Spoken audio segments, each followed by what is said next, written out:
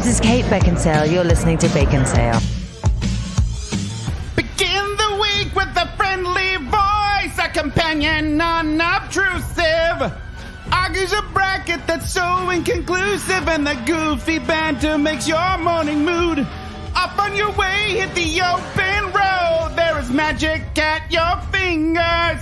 For the podcast ever lingers as miles pass by in your happy solitude. Whoa! One take. My throat's gone. I'm going to go now. That was Joel. Whoa. I'm Kent. And I'm amazed. And Zach. It was Good weird. job. It was weird because I was going for Geddy Lee, but I think I ended up at Jack Black. Yeah. Still good, but everyone, welcome to Baconsale. Yes, welcome to Baconsale, and thank you for listening to our last show, our finals of the Disney Sidekick Bracket. It was a bloody bracket. Everybody agreed, and there were no problems, especially on Great. Twitter. The logic was so sound, no one had any arguments. You see, listener, this is what happens when I agree with Joel. Maybe we don't want me to do that, huh? But I mean, people agreed, right, Zach? Of course. Well, let's go to Facebook, where we have Nicole D. Hale saying, I'm so happy to see how far Helga got, because I'm Yeah. the one person who loves Atlantis. It was my favorite Disney movie for the longest time, which I didn't know anybody What liked upstage it. Atlantis at this point? What? Is that possible? This is a Disney movie? It's like Anastasia. It kind of counts, but not really. Yeah. Wait, Anastasia from Cinderella or Anastasia from Anastasia? Anastasia from Anastasia. Oh, okay, just make sure. Jeez. And then Valerie Lovelace Ilguth said, this was so fun. My sisters came to visit with our children, so we had the older kids fill out the brackets. They were all very upset when you took out the genie in the first round and have been discussing the must have been the logistics only for 2 ones. days. They were very entertained by the imaginary battles, and they wish there was a movie version of the whole death match. Thanks for helping keep a bunch of kids entertained for several hours. If only we had an animator to do that. Can you imagine? And I What? love they printed out the brackets though and used them. Yes. That's why we put them on baconsale.com.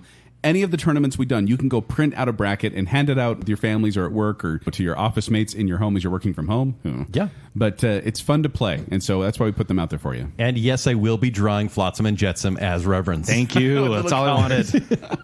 That's a shirt right there. Yeah, it is. Absolutely.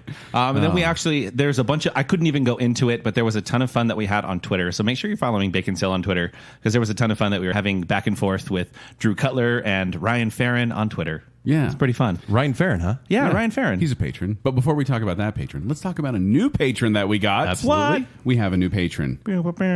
Hey, Natalie Nuttall, happy birthday. Oh, hey, Natalie. Happy birthday. Your awesome sister, Kaylee, decided she was going to give you the gift of patronage. So you are now patron of Baconsale, and you get access to all our random bacon bits. Wow, this last one was probably not the best one to start with, because it was all about how much Kent was willing to reveal in a movie and Star Wars. But it's these extra little shows we do there. You can enjoy those at patreon.com/baconsale. But Natalie, thank you for being a patron. And Kaylee, thank you for being an awesome sister. Yes, absolutely. Super cool. Speaking of patrons, we have one here in the room. Hello. Ryan! It's Ryan! Ryan, when was the last time you were here? The last time I was here, I upset you, Joel, with killing off the Iron Giant and the robot. I kid you not. I kid you not. When I was trapped up at our family cabin and we only had the movies that were there, one of them was Alita Battle Angel, and I went, I'm never watching Watch it. And put it back on the shelf. It's good. I'm never going to watch You it. got to watch it at least once. Protest. Was that last September? Last August or September? I believe. Yeah. So welcome back. So which robot show are we doing today? Well, today we're not really going to talk about robots because... What? I kind of ran out of ideas for robots. You can only do 2 robot topics. That's and impossible. Then you're But done. as a member of the Bacon Council, you get to kind of pick a topic that we can talk about, and so suggested a topic. And today you have suggested one that we didn't want to hurry to, but we wanted to rush to. Oh. Wanted to get at There least one it of those is. out. What are we talking about today, Zach? We're talking Rush, the famous rock band Limbaugh. from Oh, no, a long what? time. Oh, no, not Rush Limbaugh. Definitely. Yeah. When Ryan told me about this idea, I was a little leery. In fact, I told these guys, Ryan's got a couple ideas. I'm not super sure about him. He's pretty passionate about Rush, as we well know. You know, we all know who Rush is, even if we're not familiar with the music. That's just it, though. I think maybe people have heard the songs of Rush, but don't know it's Rush per se. Yeah. Like some of the songs are just kind of ubiquitous. They're everywhere, but you don't know who they're by. You've heard him in a soundtrack or on a road trip somewhere. But what episode was it? Like what made you decide to do a Rush show? I guess is the question. Well, a couple of things. One, we'll probably get to this later, but Neil Peart, the drummer, tragically passed away beginning of this year. 2020 has been such a wonderful year that No, Seriously. that was right in like- January too. Yeah. wasn't yeah, it? Yeah. man, it feels like 10 years ago. Yeah. There was a conversation I had on Twitter that right after he died that somebody wanted you guys to do a show, and I said, well, I'll do my Patreon show for Rush. And then after you guys did your Beach Boys show, I was like, that's the perfect format. We should do a Rush show kind of like your Beach Boys show. So- Except for the fact that you are a big Rush fan. Zach is a big Rush fan. Yes. Kent and I have heard of the band. Yeah. So we were like, well, we can't really do a top 5, bottom 5 favorites with our novice level experience. So we decided to go with a kind of a super fan novice format. Here. Yes. That's what we're doing right now.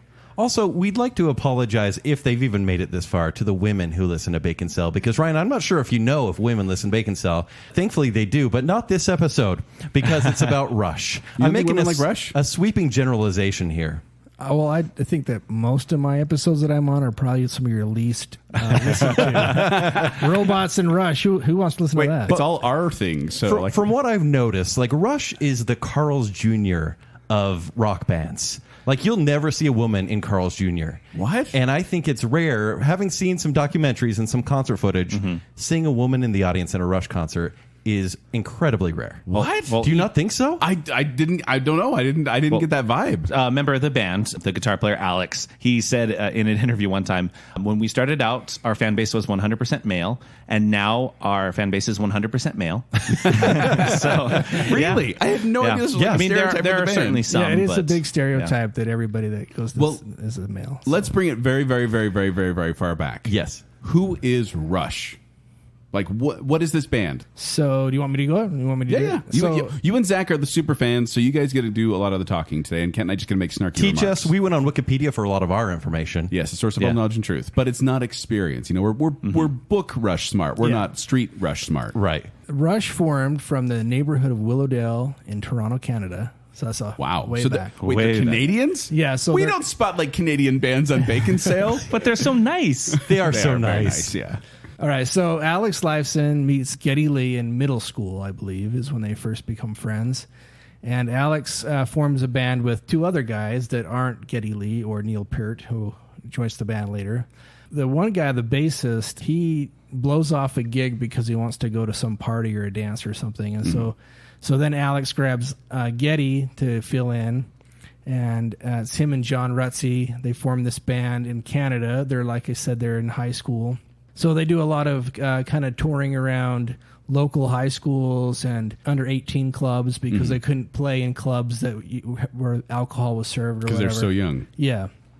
And so that's kind of where they started. So they formed in 1968, and they didn't get their first album until 1974. So That was weird to me. Like, Yeah. as a person who was just doing research on the band, normally you get a band and they form and then they get an album right out. yeah, so But like these if- guys were marinating for a while. Was it Canada? Is that why? Like, It's the Well, conversion. It's the currency. sure. They're worth like half the amount think of it's- American bands. I think it's partly because they were still young when they formed. They were still in high school, middle school. And were they when a cover formed. band like most young bands? Yeah. Well, and they, much like if a band was to start right now, it would be a bunch of guys playing Blink 182 covers or something like that. Stop And that. Yeah, I mean, come on, it's a simple. Limp probably true. Bizkit. Come on. Right. So Roll it. it was kind of like that as they were playing, the high school scene, and they were playing a lot of cover music. And then ultimately their first sort of release, they had a single, which was an original song. And then they had a cover of a Buddy Holly song, which let's have a Buddy Holly show. But that's, Wow. I love Buddy You Holly. just throwing that I was in gonna there? say we went far back with Beach Boys. You want to go all the way back to Buddy Holly. I love Buddy Holly. Actually, love Buddy Holly. So they Which man? basically were playing this sort of high school scene, and really what broke them into getting more popular was the drinking age in Canada changed to 18. So as soon as they turned 18, So drunk people like them more. yeah.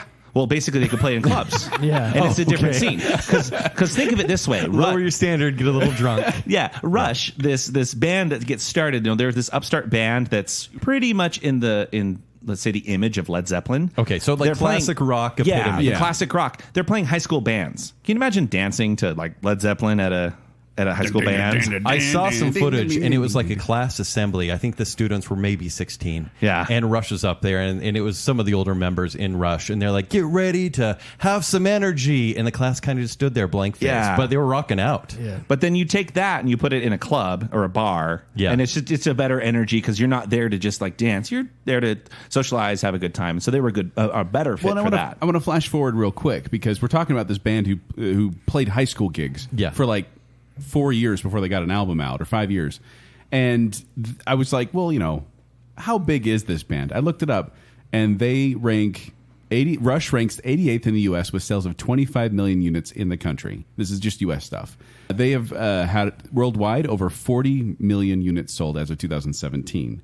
And they've been awarded 24 gold, 14 platinum, and 3 multi-platinum albums. This is a big band. They have a star on the Hollywood Walk of Fame, and they're also officers of the Order of Canada. Yeah. Most Right. importantly. That is my goal, actually. Yeah. Yeah. Speaking of that, they were inducted to the Canadian Hall of Fame in 1994, but then they were inducted into the Rock and Roll Hall of Fame, the real one, in 2013. Yeah. Well, So I'm sure we'll talk a little bit more about that. So but yes, that took a minute. They are bigger in Canada, and all our listener that are in Canada are probably like, well, yeah, Rush is big. It's like it's the second biggest fan base in Canada. But that's the thing. I think Canadians have a huge love for this band, and maybe it's because they saw them in high school and it's nostalgia. Maybe. Yeah. Well, and what's interesting with them, there's a couple of things that I think about when it comes to Rush, and this is just kind of going at like an overall intro before we get super deep dive. They're musicians, and they're more considered a music for maybe a more intellectual fan. There's a fan. You're just basically Rush fans are smart. That's like super smart. That's like me saying March Babies are the cutest. You know? They are. Well, they are. They seem are. like a Stanley Kubrick A little bit of music because there are so many levels of nerd right now. It's true, but there are so many musicians like Kirk Hammett of Metallica, Yeah. Billy Corgan, Trent Reznor of Yeah. 9 Inch Nails. Like he loves them. Yeah. Like all these modern musicians look at them as if that's what their influence was. Dave Grohl. Yeah, Dave Grohl. Totally. Yeah. They were actually Foo Fighters played with them. At And for the me, like Rock I and Roll Hall knew, of I Fame. knew some of the songs, but like I remember one of my first introductions to Rush, like proper Rush, I should say.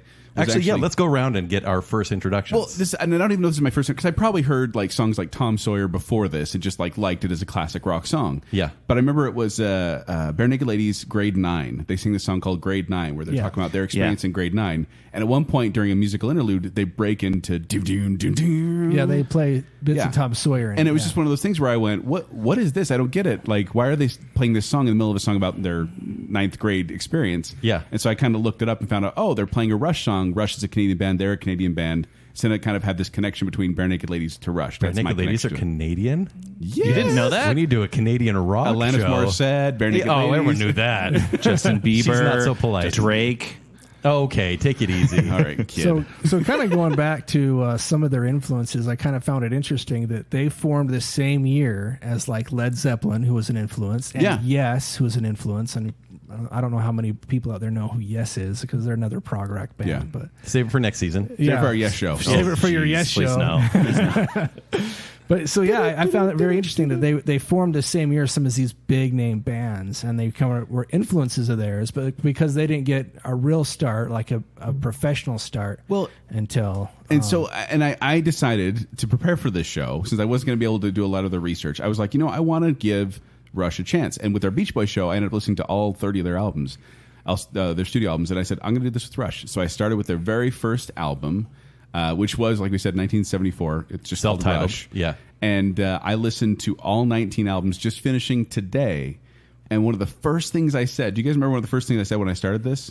And I said it, and Zach is like, that's what everyone says. Yeah, they sound a lot like Led Zeppelin. I listened to that first album, Rush, and I was like, this sounds like a Led Zeppelin cover band. It sounds like The Who and Led Zeppelin. Yeah, Like and really derivative, and but still solid music. The Who and Led Zeppelin are two big time influences of theirs, and then Yes is kind of more of a later influence. And But that's the thing is, it's weird they started at the same, basically started at the same time, Led Zeppelin and Rush. Led Zeppelin gets their album out early, then Rush comes along later. Yeah. And I thought if they would have gotten their albums out at the same time, they would have been compared to each other, like in a good way. But it sounded like all the reviews at the beginning were like, they're just Led Zeppelin knockoff. Well, I mean, and that's the thing is like Led Zeppelin, I mean, two of the members came from the Yardbirds, who was an established band. So they're kind of already kind of like a super group almost.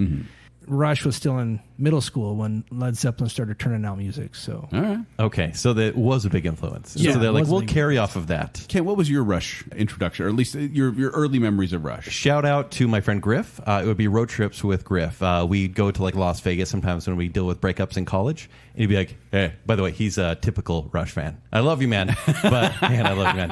Hey. But he is definitely a t-shirt, jeans wearing Rush fan. That's the thing about He's Rush fans, by the way. Yeah. Is when you find a Rush fan, like if you mention you're doing a Rush show to a Rush fan, The texts I got in prep for the show, he even said, how's the album listening going? Like throughout this process, I'm like, leave me alone. All right, it's kind of sounding the same right now. But we go on road trips and he play these songs and we always take turns playing music. And I'd wait and I'd be like, how long is this song? He's like, it's 20 minutes. Like, don't worry about it. I'm like, what? And so I always kind of went, man, I can't wait for this song to be over. But they were in my head. Like, I knew Rush music. And now when I listen to them, for example, on this first album, I'm like, I know that song. And I was very grateful. wow. well, and wow, you guys are gonna have to help me. The intro I did, the Spirit of Radio. Spirit of Radio. Which album was that on? That's Permanent Waves. Permanent Waves. That's their 1, 2, 3, 4, 5th, 6th, 7th album. It took me that long until I went, I know this song. Yeah, you sent a message to us, and you finally I finally had a song you recognized had the heard of. song. For example, you didn't know this song. This is Working Man. From their first album. From Rush, from the first album. Is this considered their first single? So this is the song that broke them. So this is kind of an interesting You story. say broke them, it sounds like a bad thing. Yeah, well, it put them on the scene. There you go. So it actually, they have this album, they put it together. The manager that was kind of trying to help them get through things, which is just a buddy of theirs in high school, kind of got everything together, and they had recorded an album. You'd kind of mentioned it, Ryan, but the current lineup when they recorded this album was Geddy Lee, who was the vocalist and the bass player. The really high-pitched guy who sings like this Yes. the entire time Basically. he's singing. Jack Black again. Especially young, because he had a little bit more growl. He sounded exactly like Robert Plant. Yep. But then you had the guitar player and backup vocalist Alex Lifeson, and then you had the drummer John Rutsey. So they cut That's this. not Neil Peart. Oh, we'll get there. So they had this album, and it was going out, and it ended up in the hands of a woman named Donna Halper in Cleveland of WMMS Radio. And she was looking for a song long enough that it would allow a DJ to go use the restroom while it was playing on the air. Oh, man. That's great. Because a lot of the Been songs there. at the time Well, were I was like going to 2.5 minutes. Some of these songs they have, Kent could go to the bathroom in that time. Yeah, it takes a long time in the 14 bathroom. minutes, that's all. Don't worry about it. No, my definition of the 70s music, and this is just broad stereotype. Like Inagata Davida sort of stuff? No, my definition of 70s music is people did not know when to end songs because Right. they were too high. Yeah. That's yeah. in my mind. That's 70s music, and like some of these songs, I'm like, wow, guys, just having a jam session at this point, which is fine. Is that okay for Joel to say? Is that Yeah, Is I that mean, fair? it's probably- You can get mad at him on the show. I do all the time. Well, no, I'm not saying I'm not. The thing is, it's a lot of the classic rock isn't my style for that reason. Yeah. But I know a lot of people like it. They just like to hear the band members kind of play off each other and enjoy the energy of the song and change. A lot of instrumental breaks, right? Oh, Not yes, a lot yeah, of yeah, lyrics, right? yeah. And they wanted to use that to their advantage, using an instrumental break to give yourself a bathroom break. Well, she listened to this song, Working Man, and yes, it was long, but she said, this embodies the blue-collar nature of Cleveland. Cleveland will love this song. And sure enough, they go and they play it on the air, and the phone starts ringing off the hook. When's the new Led Zeppelin album coming out? That's what people all started to think. And they're like, no, it's this new act called Rush. And then people started to get really interested because it really just resonated with these blue-collar, down-home people. Now, you say resonated. Are we talking the music resonated or the lyrics of Working Man resonated? I think the lyrics. Lyrics. Yeah. Do you guys happen to know the lyrics? So the first lyric is, I get up at 7 and I go to work at 9. Got no time for living, yeah, because I'm working all the time. I want to point out, he just cited that from memory, too. Like, I was actually pulling it lyrics to see if I could, Yeah. read them off to you guys. He doesn't need the internet. Yeah. But well done, Ryan. Thank you. And I get that. Like, when I listened to 9 to 5 by Dolly Parton, I was like, yeah. 9 to resonates with 5. me. Dolly Parton's your Rush? Yeah, she's my Rush. Yeah, so then basically this was a self-published album, and this kind of got them the start that they needed to be able to become an opening act and actually go on tour and get signed. Why the name Rush? Like, I kind of, it's so simple, but it's also, I don't know. What I read is it Rutsey was the drummer. His brother, like apparently they were supposed to go on, like their gig was starting, and he's like, you guys need a name, call yourselves Rush. That's what I read online. So the brother made it Allegedly, up. yeah. Yes, the brother of the drummer who's no longer in the band. Well, it's kind Wow. of interesting because John Rutsey was kind of the initial push for the band. He's kind of the guy that kind of pushed them to do more and kind of get out there more. They hit it big. They signed with Anthem record label. So before they cut the album, John Rutsey was supposed to be the lyrics guy. And then he kind of had a panic attack or whatever and didn't do it. And so Geddy Lee and Alex Lifeson just kind of threw some lyrics together at the last minute. I think Rutsey probably did 1 or 2 songs of lyrics-wise, and then the rest were Lee and Lifeson. Can I make an observation here, Yeah. Ryan? Do it. The observation I made, and I made this to Kent and Zach already via Messenger. There's actually a lot of conversations we had as I was listening to the albums because I was like trying to process it. But you mentioned they threw the lyrics together last minute. I feel like, and this is not for all Rush songs, please keep that in mind. But I feel like they are very much a music is first, lyrics are just to fill in the gaps in the music. Yeah. I think like for the fans know, nonsensical. though, right? Well, Yeah, that's what I because- like. Some of these are actually using like science fiction references and fantasy references So- and philosophy But references. that comes with Peart, right? The lyrics definitely change when we get to Peart, and we'll talk more about that when we get okay. there. But Because like it felt like a lot of times they were just kind of putting words in that would sound cool rather than trying to make yeah, sense. so like if you look at the lyrics on this first album, they're a lot more simple. They're a lot more kind of rock and roll-ish, like your Van Halens or your Def Leppards or whatever, where they're kind of simple songs, right? Where they talk more about women and partying and all that kind of stuff. That's kind of your typical rock song. Yeah. Even in the 70s. Not Rivendell. Not Rivendell. no, Yeah. that's about Lord of the Rings. They wrote a song about Lord of the Rings. So did Led Zeppelin. So, I well, mean- and let's go ahead and usher in the Neil Peart era. So basically, Ryan was kind of leading to this as they broke big, but remind me, it was health reasons, So right? health reasons. So John Rutsey had diabetes, and he was kind Diabetes. of what they say was the Wilford Brimley was in Rush. he was.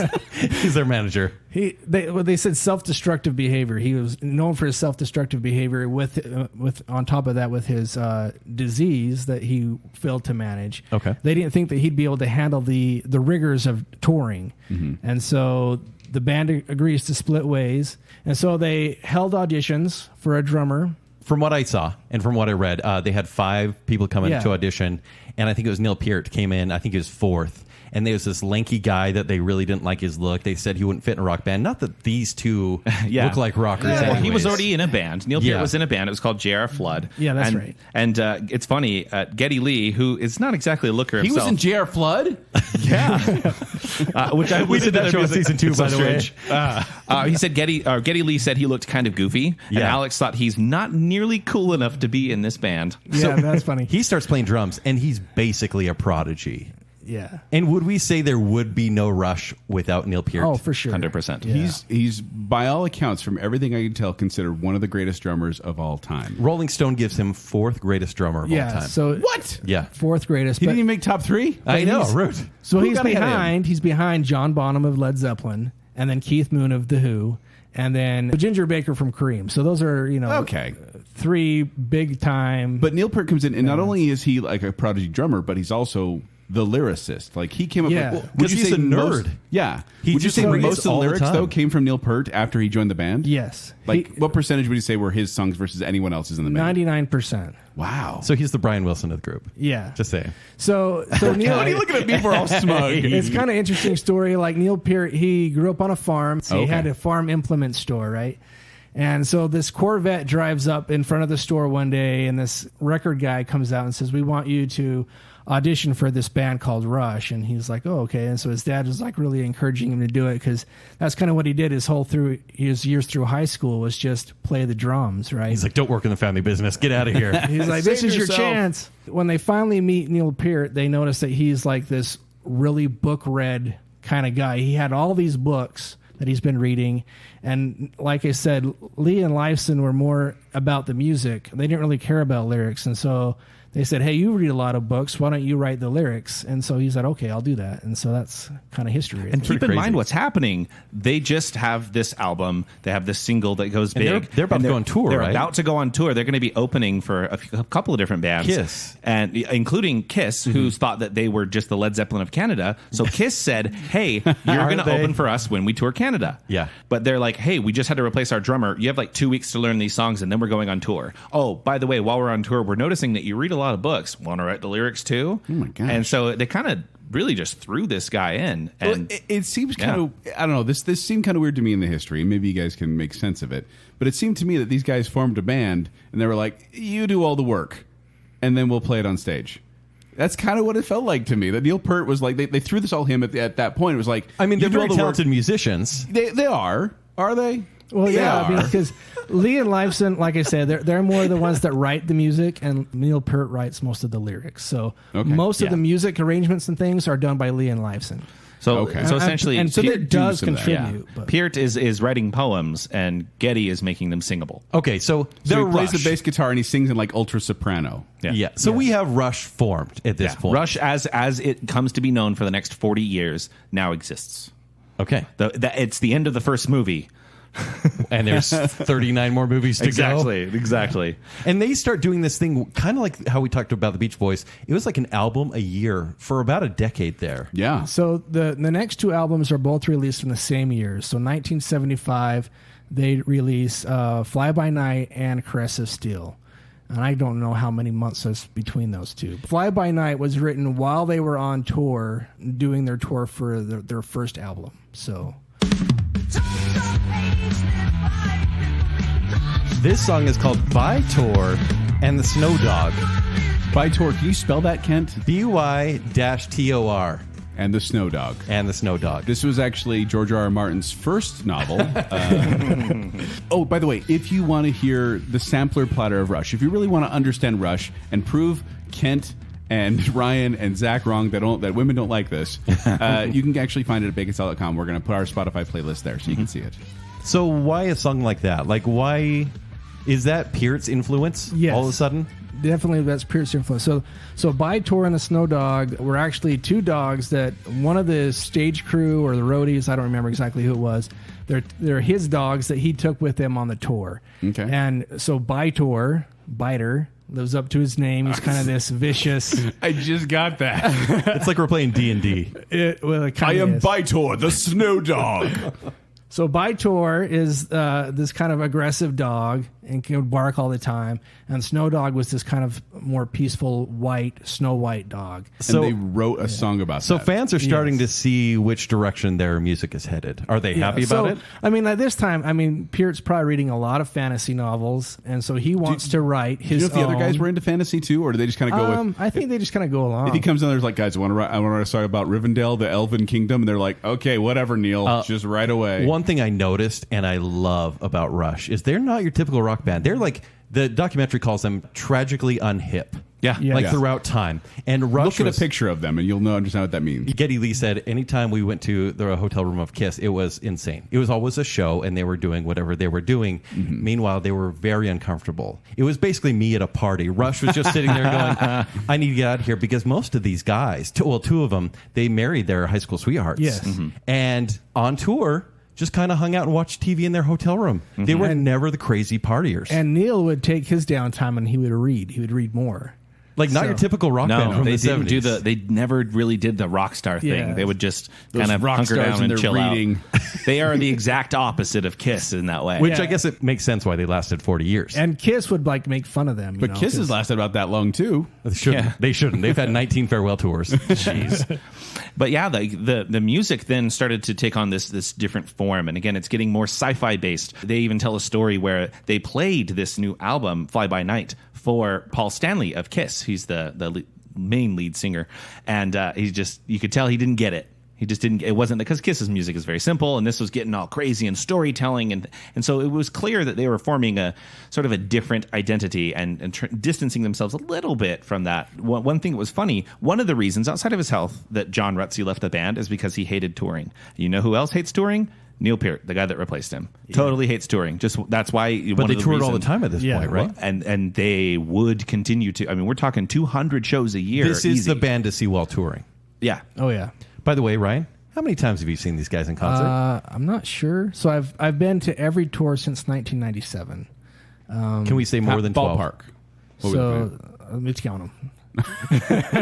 Hang on a 2 minute. hours later. So I've been to 7 concerts. I would consider you lucky. This is a band, having done this research and now listen to the albums, and Joel, let me know if you agree. I would have liked to seen these guys in concert. I hear the concert was what really makes kind of the music come alive. Yeah, But also, and this is maybe something, this is talking down the road a bit, but they're done. And you mentioned Neil Peart passed away, but they ended up, their last album was in 2012. Yeah. And that was the last time they were like... Yeah, they toured in 15. And I have to say, I mean, I understand they did it because of they had to. This was sad circumstances happening. But a band that says, you know what, we're good, and they do one last farewell tour and they're done, that's respectable, I feel, instead of playing until you're I don't know. I saw able to Rolling sing. Stones, and they were incredible. Incredible. Wow. At their ages. At their ages. I like that caveat. No, even then. I mean, but like that, they could do that at their ages. Yeah. And you bring up a good point. This is a band that is and always has made its name from the live performance. Yes. They do better sales of tickets to their show because they're such rabid fans who are willing to go literally hundreds of times. And they're paying in Canadian dollars. even in America, you have to pay Canadian dollars. That's what the quarters are good for when you find one. They'll have way better performances on their tours as far as finances go because they're having these fans who are willing to pay $100, $150 to get in, but they're not selling that many $20 albums. You know, relatively. Interesting. It's very strange. This is absolutely and always has been a live act. And worldwide, too. Yeah. I read they did a concert for 60,000 people down in Brazil about 10 years ago. Yeah. Like, incredible. Yeah. And then it's insane. and then a couple years after that, they went and toured Europe, and they recorded their show that they did in Germany. So This is a worldwide band. Yeah. And it's interesting to me, though, just how, like, they did fly a little under the radar for me, where I didn't really know much about them until I started studying them. honestly, they kind of flew under the radar for a lot of people. I mean, they were kind of bigger in the 70s, I would say. And then they had their peak was probably in the 80s. Okay, well, so we'll get there. Yeah, we'll get so there. let's pull it back then. So they have their second album. They're starting to get a little fantastical. Well, like on that album, my favorite song, which is also pretty radio friendly, is called "Fly By Night." It's actually the title track of that one, and you've probably heard it if you've listened to classic radio. It does come on pretty frequently, and it's interesting that they're on the same album doing something that's radio friendly and kind of far out, and you kind of see that continue on. Maybe one thing also to mention before we move on to the next album, their song "Anthem" is based off of Ayn Rand's short story. I guess it's a poem. Well, no, it's a short novel. Oh, it's novella, right? Yeah. So it's based off of that, and it kind of goes through objectivism, which is this, Which was a huge influence for a lot of classic Yeah. rock bands. It's funny. It's so ideological, and they Yes. received a lot of criticism for their support of even having Ayn Randian references in their music. Yes. And they're like, our songs and our theme albums are anti-totalitarianism. Yeah. And so, like, Say that 10 times fast. Exactly.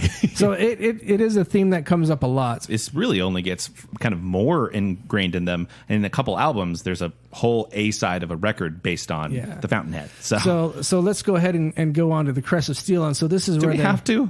It's not great, except for this song. So the Crest of Steel is they increased their fantasies stories, their long format songs. They have 2 on this album, and the second one, The Fountain of Lameth, takes up the whole B side of the album. Yeah, so, I mean, okay, kids, let's bring it back here. Yeah, I was going to say, Joel, explain back this. back in the day, there were records. This And is when you were buying music, right? This is when I would steal my dad and my brother's records. But like the records only had so much space. There was an A side, and then you had to flip it over and listen to the B side, the other side of the record.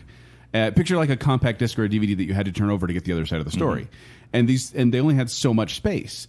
So they would fill an entire side with like a 20-minute song. Yeah. And then that was just that side of the record was one song, Well, and which as- is weird to think about. And it was, if you were thinking ahead, you could really do it like sort of classical music in that you could have movements based on the A side or the B side, or you could tell one part of the story Were on the A movements side. the reason why the DJs wanted these longer songs? Yep. Put your hands up. Hey.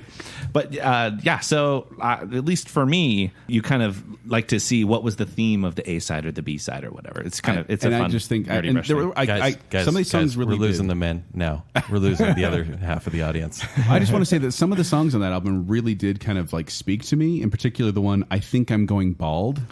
What a goofy Yeah. song. It's terrible. So there's only well, I mean, I like the Necromancer, which is also 20 minutes long. Well, it's not 20 minutes long. Is it not? Fountains of Lameth is 19. And I think the Necromancer is like 10. Is that a Hobbit reference? Yes, Of course So it the is. Necromancer is another. It's an attempt to write a Tolkien novel, a Tolkien story. And it even references Willowdale in there if you listen to it. It's kind of interesting because that's where they're from, is Willowdale. What's our sampling from this album? It's actually Bastille Day. This is probably the... Oh, gross. This is the best song on this album. It is the best song on the album, definitely. It got me extra credit in high school because we were studying the French Revolution, and someone's like, hey, for bonus points, what classic rock band wrote a song about the French Revolution? I'm like, Rush, Bastille Day, Let Them Eat Cake. Yes. Such a nerd. That's like it's like one of the first opening lines is... There's no bread, let them eat cake. There's no bread, so let them eat cake. So from what I read, this album was a minor to massive disappointment for everyone, for the record label, for fans. Yeah, so this kicks off what they call their Down the Tube tour. Yeah. Is because people kind of lost interest. And so they went from touring with Kiss to opening these small, like, state fair type it was a step gigs. back, And really. So, yeah, a step back. Did the label drop them, or did they threaten them at this So point? they threatened them. They said, what we need is more of your stuff that you had on your first two albums, So kind of more radio commercially friendly. Yeah. And what did they release? Let's play it now. Ryan, explain this, please. You gotta do this. Hey! Hey! Hey! What, are we in a football game right now? What is happening? I just followed Ryan. Every concert. How do you know to do that, kid? Because he said it for the first time. So that was 2112. That's part of Overture. So Is it 2112 or is it 2112? 2112. 21 They were told to pull it back and make it more commercially friendly, and the opening song, a prologue, is another 20-minute song. Yeah, And it has... And this is side A. So this Side is your A, yeah. This is your first side. This is the side where all your best songs are supposed to be. If you've ever heard like B-side, it's because normally the album would put the best songs up front on the A side, and then the B side was like the other songs they wanted to The filler show. songs. Yeah, so like, and in singles they would give out. They'd give the A side was the main song, and then the B side was lesser. But you're saying that they put this experimental song as like their front and foremost song. And Yes. they said, basically, they threw this out there knowing they may not be a band anymore. They may Yeah. have to go back to their day jobs. So basically, they got together and said, "We'd rather play the music we want to play instead of caving to the man, and we just want to do what we want to do." And so we're going to put Caving this to the album man out. Yeah. It's a little Canadian reference. Our Canadian fans are going to hate me on this show. yeah. So they said, "Well, we're just going to do what we want to do," and the album did really well. So Yeah, they took a big risk with this, doing a concept album. The A side has is like 5 different movements. They do play the first 2 movements, so it's about the first like 6-7 minutes of the album in concert and things like that. But honestly, it became super influential for a lot of up and coming musicians. Is this where Rush becomes Rush? Yeah. Like, is this really the progressive part of their I prog think rock so. days? Yeah. 1976. So I mean, Neil Peart disagrees, but I think so. Does he think from the very beginning? He thinks later on. Oh, when we'll okay. get to a different album. I mean, we kind of saw it with By Torn the Snow Dog and Fly By Night, and then Fountains of Lameth, which was 19 minutes long. It's almost 20 Fountains minutes. of Lameth? Yeah. Lament. I think Lament. I think. I was like, wait a minute. I don't remember Hold reading on. that. Does it matter? No. And you can tell Ryan's way more hardcore because I'm like, oh, I always skip that song. I skipped that song too. Yeah. I skipped the entire Crest of Steel album.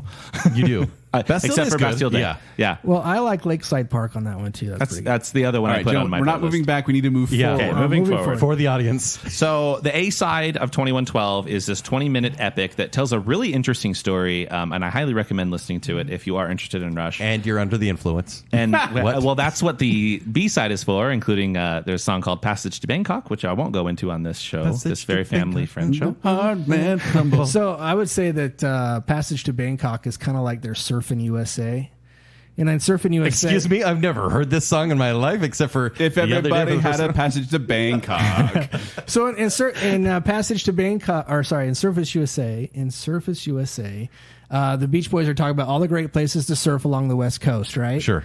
In Passage to Bangkok, Rush takes you on a tour of the world where you can get the best Herbs. Yes. Spices. Keep it family friendly. KFC. So should we jump to the next album where they just continued the weirdness? Yeah, Farewell to Kings. Sure. Came out in I thought this was- 1977. No, it's a great album. But the song that you chose to play here for everyone What song did I choose? I is forget. a very popular movie starring Olivia Newton-John. I love this song. I just watched this movie. This doesn't sound like the movie at all. I don't know what's happening. Xanadu. Xanadu. The Xanadu in this is where Geddy Lee. So Geddy Lee spends a lot of time singing about honeydew in this. yeah, so this is actually the poem Kubla Khan, and I forget the name of the guy that wrote Kubla Khan the poem. Yeah. Samuel Taylor Coleridge. Yeah. So anyway, I have that in my notes. And it was I did not actually- know that from memory. It's actually inspired by Citizen Kane because there's that poem right at the beginning of Citizen Kane. It's about Kubla Khan. And technically, Kent, I just want to call you out on this, is that this album came out in 1977, Xanadu didn't come out until 1980. So it was influenced by this song, right? Yeah. Sure. You're getting on us for wasting time? Let's get on with it, gentlemen. If you bring up Xanadu, I'm going to talk about Xanadu. If we're getting Olivia Save it Newton-John, for we're the to Xanadu Grease, show. then we're getting to Grease 2, and we do not have time for that. So She's gonna be Xanadu in Grease too. I mean, this is kind of neat because this is kind of their movement into becoming their smallest orchestra. So they, at this point in their career, they had this desire to be the smallest orchestra, so they could have all these different things. And you kind of heard a little bit in there that Neil was playing wind chimes, and he's playing with They're just trying tubular different bells. things. Yeah, and there's all these different things. So this song actually has Alex plays a 12-string and a 6-string, and then and Geddy has That's 18 strings. yes, and then Math. and Thanks, then Joel. Geddy also plays the 4-string bass and a 12-string as a rhythm guitar. So they're doing all this different stuff. And this is also the first song that they started to incorporate synthesizers in their music. So they have different synth pedals. It was the late 70s. Everyone was doing synthesizers. I know. What's wrong with synthesizers? We'll get into there. that in about 10 years. So like this is kind of more Yes influence coming in. So more kind of concept albums, more synthesizers, all that kind of stuff. It's one of their best regarded albums, this one, because it's really leaning into their sound. Again, they're continuing on the success of 2112, but when we say success, it's success from the fans' perspective, not the critics. These guys are lambasted by the critics for their last album and this one. They're still being compared, from what I understand, to like Led Zeppelin and The Who and stuff like that. Yeah. Where they're not as good. Were they ever able to shake that? Not really. I mean, they saw commercial success later on, but and we'll kind of talk about it. They are not enjoyed by these critics, especially like Rolling Stone just hates them. Not the magazine, not the band, but just absolutely hates them. And they basically lead the charge Rolling of Stone hates anti-Rush everything. people. So I have a quote here from Billy Corgan, and he's from Smashing Pumpkins. Yeah. A huge fan of Rush. Huge. And he says, by the end of the day, rock is a people's game. And the people generally and consistently voted for this band, saying that the people Absolutely. have always loved Rush. So And, record sales by the is- way, cult fan base. Very cult fan That's what I was base. going to ask, though. Is like, so Extremely. maybe critics didn't like them, but how were they commercially? Were people buying the albums? Were they successful in that regard already? Well, definitely in Canada. America's Hat loved them. I think their peak came in just a few years, but let's get there. Yeah, so I mean, and this album's pretty good. There's a lot of songs on this one I like. So "A Farewell to Kings" is the title track. It's a great song. It talks about kind of people that are fake, I guess, in a little bit, or the people in power that are kind of beating down on the populace. So kind of more of that libertarian type mindset again. And then Did they ever sing about love? Like, other than that so first actually- album or two? So the other song that's on here is "Closer to the Heart," which kind of starts a little bit different. Isn't that by Trent Reznor? Yeah. Oh, no. Oh, no.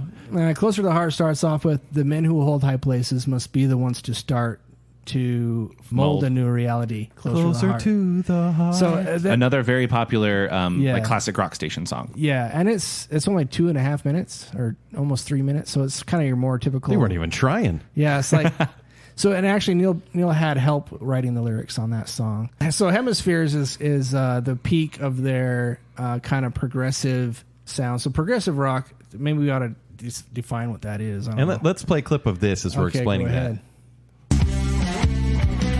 Oh, man. I was hoping you played the trees. I wish, but Ryan chose. I love the trees. But this song is called La Via Strangiato. An exercise in self-indulgence. So forget the parenthetical. Yeah, so this song is about a dream that Alex Lifeson had. It's all instrumental. It's 9 minutes long. Yeah. Okay. So I want to bring something up right now. Is that Ryan gave us a very thorough Google spreadsheet of like notes for each one of these things. And I saw this one coming up as he said this song is offered altered in live shows to include new parts and pieces based on a dream of one of the band members. And I was like, oh, this is going to be crazy. It's instrumental. Yeah. It's an instrumental song, and I'm like, how is that about his dream? It's the feeling, Joel. So it's all feeling. about telling the story through music, and I think that this song does that. And that's kind of. Did Neil But have like through the weekend years, off? this song has gotten longer and longer and longer. Or it just has a different intro, or it has a different feel to it. The most recent one that I saw on the Time Machine tour in 2011, it started as a polka. Yeah. Wow. It was great. It was such a bizarre thing to me that I was expecting one thing when I read your notes, and then when the song came up, it was completely different. Yeah, completely different. Yeah. But thank you for that. I was going to say thank you for the guide, by the way. That little section that I played there has a lot of transitional pieces, and that's kind of like one of the big things of prog rock is kind of the odd time signatures, and then musical transitions for transitioning from time signatures from like. So this is not 7/8 manufactured pop music. This isn't No. like regular predictable beats and melodies. And one of the things that Rush is praised for is how well they do their transitions. They transition from time pieces or time signatures without you really even noticing it. And so like to contrast that with say like the Good Vibrations song where it changes the time signature and it's kind of an abrupt time change and you can kind of feel it as you're listening to it and you're like, oh, what's going on? But Rush, they move through time signatures flawlessly. You don't even really notice that they're changing it. So that piece there's a few time signature changes that they go through that you don't notice even because it's smooth, or you don't notice because you're enjoying herbs? It's because it's smooth and they do it really well. Okay. So the other song that was mentioned on there, The Trees, is one that I really like. So good. And we won't play it, but we could go through the lyrics if you want. Yeah, it's an interesting story about how oaks and maples are looking at each other differently based on how tall they are and how much light they get. Yes. And it's like, well, It's all about tree the equality. maples look up and say, oh, the oaks are lofty. You know, they grab up all the light. And then the oaks look down at the maples and go, how can you be so happy down there in the shade? Isn't that's a Justin Bieber song, isn't it? Yeah, definitely. But then it's interesting. So it's a conversation. Maple. It's a conversation back and forth about how could you be happy with this, or why are you doing this, and I feel oppressed, or I feel heard left this was out. huge with the ends. Oh, absolutely. Oh, for sure. But then what's interesting is how it ends, which Ryan, if you're looking Yeah, at the lyrics, I got it. like the last line of it is kind of sad. So it goes through this whole thing, and then it says, so the maples formed a union and demanded equal rights. The oaks are just too greedy. We will make them give us light. Now there's no more oak oppression, for they passed the noble law, and the trees are all kept equal by hatchet, axe, and saw. Hatchet, axe, and saw. So good. I liked Ryan's version. That was poetic. Yeah, no, that's deep. Like so that you don't see that in a lot lot of like No. lyrics. And especially when it's like, oh, it's a song about trees, and it's like, no, it's not. So It's about society, Wait, it's man. not? Wait, what? It's about society. Whoa. So Neil says that he's not really trying to make a metaphor about anything particular. Liar. But and try not to get too political on the show, but it is kind of interesting that the more you ask for intervention, sometimes you don't always like the intervention that comes. Right. So, Yeah. Okay, so moving on. yeah. The next song you chose. So now we're to Permanent Way. This sounds familiar. Very familiar. Maybe because I listened to it like 12 times in prep for the intro today. It's so good. So I felt it was good to play this song, knowing what the intro was going to be, so you guys can kind of hear where it came from. And see how spot on And you my knew- lyrics This were. is Joel. This My is the impression song you knew, right? Of This was theirs, the first one that I went, one. I know this. Yeah. And then Ryan actually, when Ryan said, hey, he had an idea for the intro and he wrote up the lyrics and said, can you do this? I was like, sure. Just got to learn how the song goes first, because even though I knew the song when I heard it, I don't know it until I went back and listened to it. I'm like, there it is again. This is a very commercial-friendly song. Yeah. So is this the way their music had changed? Like, Yeah, so- are they still like inaccessible for many people, or is But yeah, this is kind of a transition. So I still kind of classified this when I sent out my spreadsheet as the Masters of Prog Rock. So it's still very prog rock based. There's still a lot of odd time signatures and time signature transitions and things like that they do in the music. so? You've mentioned prog rock a few times. Are there any other bands that you would consider to be in the genre? Although there's a ton. So That people would know. Yeah, that people know, please. Back, yes. So, like, Pink Floyd is probably one of the most accomplished prog rock bands, and then Genesis under Peter Gabriel is considered prog rock. Not so much when Phil Collins takes over. As adult contemporary. Yeah. Yeah. Well, it kind of transitions a little bit. Yeah, with Yeah. Phil Collins. So, those are kind of the bigger. Why are you looking at me just because I the love bigger Phil Collins? names. Joel loves Phil I Collins do so love much. Phil Collins. I always smugly look at him whenever we mention Phil Collins. So those are Save kind for our of- Phil Collins show. You'll that be in we my will heart. do. Okay.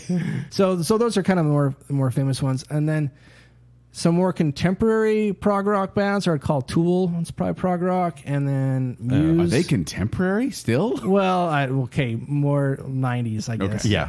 So So then Muse is a little bit. It's prog interesting you rock. bring Okay. up Muse. I think Muse would be the example that everyone looks at. Here we go, Kent. And there will be a Muse show in the future. There will be a Muse show. Baconsale approved? Get a room, you two. Get a Baconsale Muse room. approved? Can I be on the Baconsale Muse approved. show? I love we can Muse. do a Muse show if we do a Phil Collins show. Deal. I would sell my soul. 100% deal.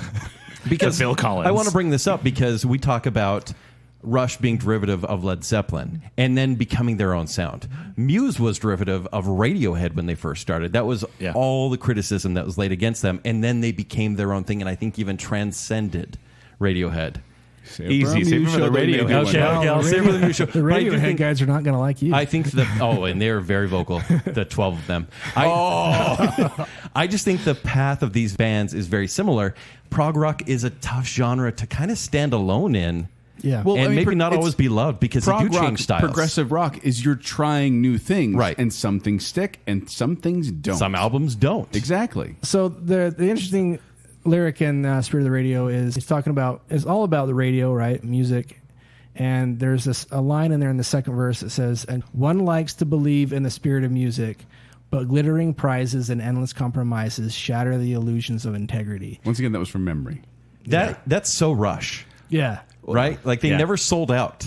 These guys didn't fit in with like fashion of rock bands or Did they even not the music sell out though? style. Because they did give up their more experimental songs from a radio-friendly ones. Well, because they wanted to. Yeah. They wanted to take it easy. so it's on not this selling one. out if you want it. And this is what's ironic. This Spirit of Radio is a song. It's anti-radio. It's one of their most popular radio hits. Yeah. It's literally making fun of the entire industry and saying we don't like it and we don't care. And it's a super popular radio song. I like that. Gentlemen, without Star Wars, you wouldn't have The Empire Strikes Back.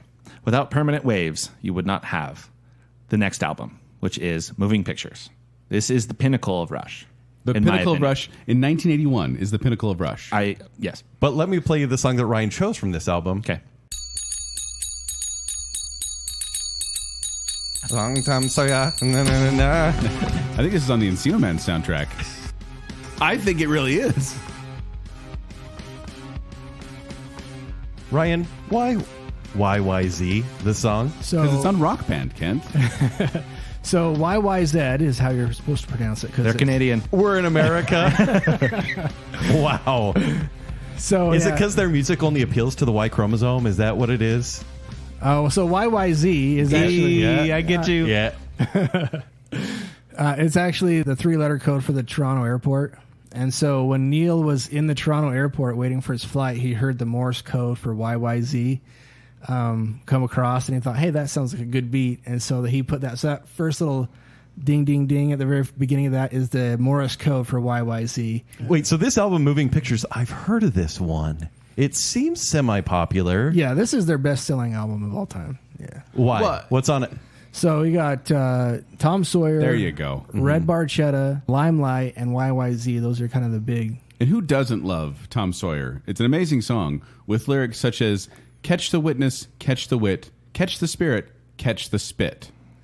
It's about being tough, Joel. I don't want to just roll with it. Spit. Now, I've hated on synth and music, but this song uses it so well. I agree. It's pioneering.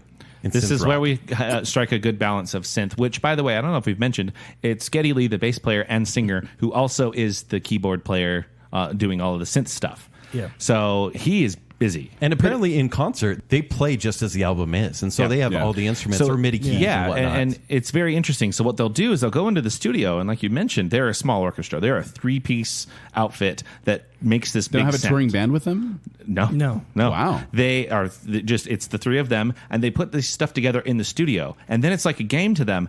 how can we make this thing that only exists in the studio something that we can play live? And we can play live 200 times a year.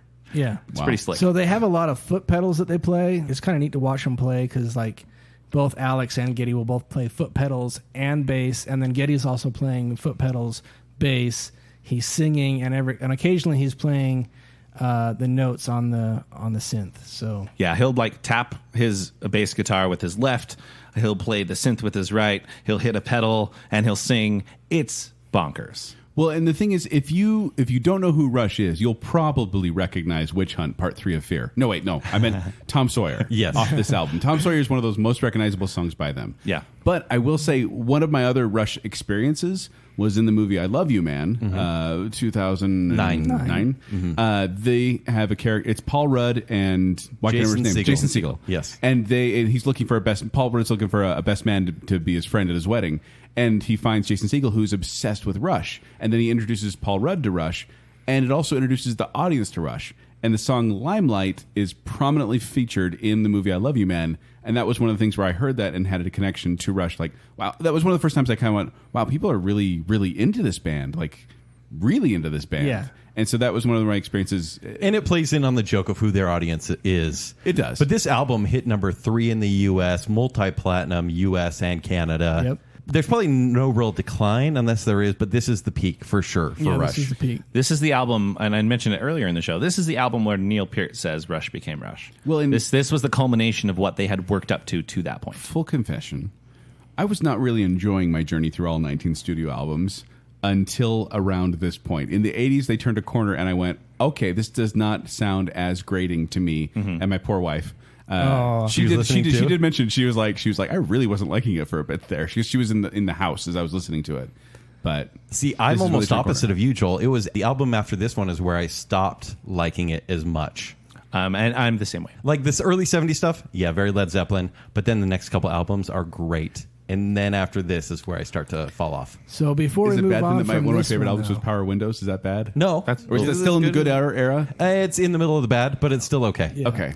But before we move on from this, I kind of want to talk about Limelight a little bit. Limelight's kind of Neil Peart's autobiography a little bit because it really talks about dealing with fame and what happens when you become famous. Mm-hmm. And so there's a line in there that says, I can't pretend a stranger's a long-awaited friend. And that was Neil Peart to a T. He was kind of a very private kind of person. He didn't like it when strangers would come up to him and say, hey, I really love your music. And he's like, and they want to give you a hug, they want to shake your hands. He's like, I just cannot do that. He's like, I'm just some so guy. Weird. Yeah. Even though he's one of the best drummers of all time. And that's the thing, he didn't like to do interviews. He didn't like to talk to the media. He's just a private person. And they're very interesting as this combo. These are three guys who they've been together for a long time now. They're best of friends. They love each other. They all have best of friends. They all have 1,000 nicknames for each other, but mainly they call each other Geddy Lee is known as Dirk. Why? What? Because no reason. Why do nicknames exist? Alex Lifeson, they call him Lurkst. And they call Neil Peart Pratt. That's weird. They just have nicknames for each other, but they have 1,000. We're starting nicknames next week. Yeah, we are Sprinkles. But what's interesting too, and this it kind of happens later, but we're kind of talking about it right now. You have Alex Lifeson is extremely outgoing and very funny, a total goofball. Geddy Lee is very kind and very nice to people, and obviously recognizable. You can say Canadian. He's very Canadian. And then they would go on the tour bus or go on the planes, and then Neil Peart is the guy who would be reading the books, or later in his career, he would actually just ride his motorcycle and take the long way between the various stops on his tour. Just to see the country. He hated touring. He hated the fame and stuff, but he was such a passionate musician that's where he focused his energy. And then he rode his bike everywhere or read books, And the other... he read books while riding his bike. The other nickname for Neil Peart is the Professor. Yeah. And people say that because he gives a clinic every time and every show about how to drum. And he also kind of, maybe we'll get to it later on, but he has this live performance where he does like an 8-minute drum solo. And he just kind of basically takes you through like the history of drumming almost, it seems like, in that 8 minutes. So he's kind of known as the Professor for his intellect, for reading, and then also because he's such a clinician on the drums. So we had talked about our experiences, and I just want to get in. My experience with Rush begins with this album, actually. This is what exposed me to the musical complexities that are possible. My dad actually sat me down as a young boy and said, hey, you've started listening to music. You're kind of in. I was in like bands. I played the clarinet, right? Well, I was getting interested in music though, and the different parts of it. He sat me down and he turned on Tom Sawyer and we listened to it. And he said, "Okay, this time I just want you to listen to the song." Starts it over. Says, "This time I want you to listen to the guitar." Starts it over. "This time I want you to listen to the drums and what they're doing. I want you to listen to this." So he actually pointed out the various pieces of this, and it really showed me, even as a young age, these are three guys who do everything they need to hold up this thing equally. I love that was the talk. Yeah. From a Rush fan. Yeah. It's like, son, Yeah. come in your you're- face. You're Listen, ready. No, son, listen. The world is, love and life are deep, maybe as his eyes are wide. It doesn't make sense, son, but you need to listen to that. Joel, I will slap you. Now you understand the birds and the bees. So, Joel, you keep talking about all these lyrics, but you're missing the most important one. His mind is not for rent to any god or government. Well, I intentionally skimmed over the ones parts that made sense. Yeah. Because like I didn't know the lyrics to Tom Sawyer until I went through and read them, and I was like, catch the spit. What? Real quick shout out before we move on this one. The first 4 tracks, we've talked about 3 of them. I'll just say Red Barchetta is the second track on the album, and it is an amazing song. It actually relaxes me to sleep when I Save hear it it in for a the good way. TV show. I had that at Olive Garden the other day. It was Yeah, really exactly. good. Yum. But yeah, this album is just, to me is, I have not heard a song in my life more than I've heard Tom Sawyer. So much like Rush, can we just speed through the next couple albums? Please do. Sure. No, just kidding, Ryan. So- you direct us. After their high success, they started to transition again, and this is what I call their prog new wave, because they there's It was a the point, 80s. There's a point where they say that they've been influenced by Police, and they've been listening to a lot of Police, and so I think because of that they started The band, not like radio. Yeah. Not like the Yeah. police scanners. Right? And this is where really it starts Police to the band. This is where even With the fans Sting. start to split, and so I'm just gonna go have my mid-show tinkle while you guys talk about this. Oh, stop it. So the next one is Signals. This is where the synthesizer becomes a bigger player, and they start using the synthesizer more for like kind of the melody and less on the guitar. And so Alex, looking back on this period, he was very unhappy during this period of time. And there's still some really good guitar riffs and things that they work through, but these next 4 albums, maybe 5, were kind of really synth heavy, and they kind of lost a lot of kind of their hard rock core from in these 4 albums. So let's play a few clips. This first one is from Signals, right? Signals, yeah. My least favorite Rush album. It's Subdivisions. Talk about this. Totally sounds like it was in a trading video in the 80s. It does. You're right. This is a super popular song. I think it really speaks to a lot of people's high school experience. It's the only good song on the album in my opinion. So it talks about in the high school halls and the shopping malls, conform or be cast out. It kind of talks about peer pressure and that kind of stuff. But it that speaks to happens. their audience. Yeah, and I mean, and there's when you watch that documentary Beyond the Wide Stage, there's a lot of guys that talk about how this song in particular spoke to them when they were going through high school and feeling some of this stuff, kind of felt like they were an outcast by society. So Okay. And so the next album after that is, Grace Under Pressure, my least favorite album. and the song we'll be playing is called Distant Early Warning. yeah, this one is probably. I thought for sure you were going to pick up Body Electric because it talked about robots. Well, I wanted to, but I thought maybe it wasn't quite as approachable as this song. And the song's what again? Distant Early Warning. Sounds very 80s. Yeah, it's very Police. Yeah. Oh yeah. Yeah, I can hear that. And like I said, they at this time they were being influenced by the Police, and so. But this song it is another kind of commentary on social things. So it talks about swimming in the heavy water, singing in the acid rain, red alert. So it's kind of more about environmental impacts of whatever. So they get kind of So the message rang true. Is that what you're saying? It spoke to me. Environmental, whatever. We got the trees. We're fine. There was a song on this album. It's called Red Sector A, which kind of deals with where Geddy Lee's parents came from. This is actually kind of an interesting story. His parents were Holocaust survivors, Yeah. but they were actually they were at Auschwitz. They were right in the thick of everything. Mm-hmm. They actually met in concentration camps, and then in the course of what was going on, were split up. And so after they were sort of liberated, they actually sought each other out to find each other to get married. Wow. And so they went to Canada for a new life. And then, right? they ended up in Canada because they just had to get away. They were Polish. Kind of an interesting story. And then, so Red Sector A does talk a little bit about, the experiences that they had. Wow. Another interesting thing is Alec Lifeson's parents came from Yugoslavia. They were refugees from Yugoslavia. So Alex and Geddy kind of had this bond early on that they both came from these refugee families, and they kind of had a lot of pressure to do certain things. And Geddy kind of talked about how his mom didn't really understand what he did for a living. He's like, how can you play the guitar for a living? And it wasn't until she saw him on TV that she finally understood it. Oh, he's a performer.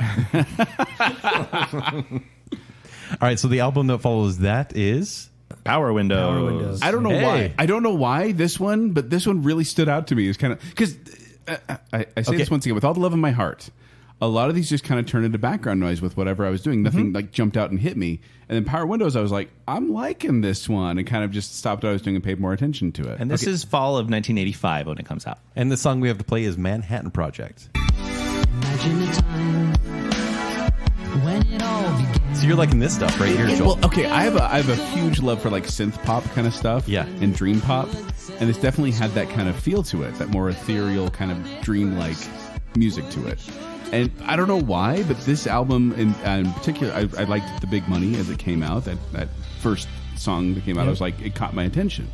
And so then this one kind of played through, and I actually did, like, this one stood out to me, and I was like, crap, am I liking, like, the bad stuff? Like, I was so worried. Not necessarily, because it reminds you of 80s films, right? Like, that It must. belongs on a soundtrack. Yeah.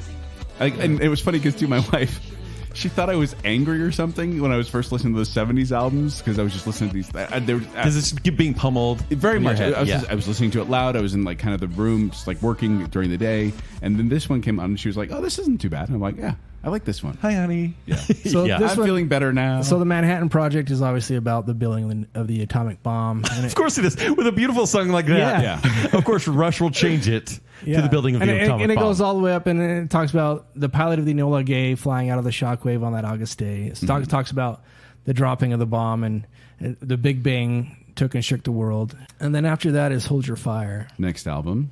So the song is Time Stands Still.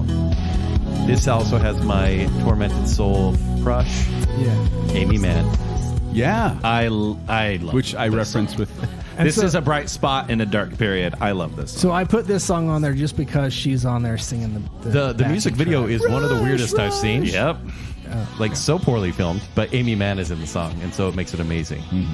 But it's 80s that I can totally tolerate. Like you said, Zach, it's a bright spot. Yeah.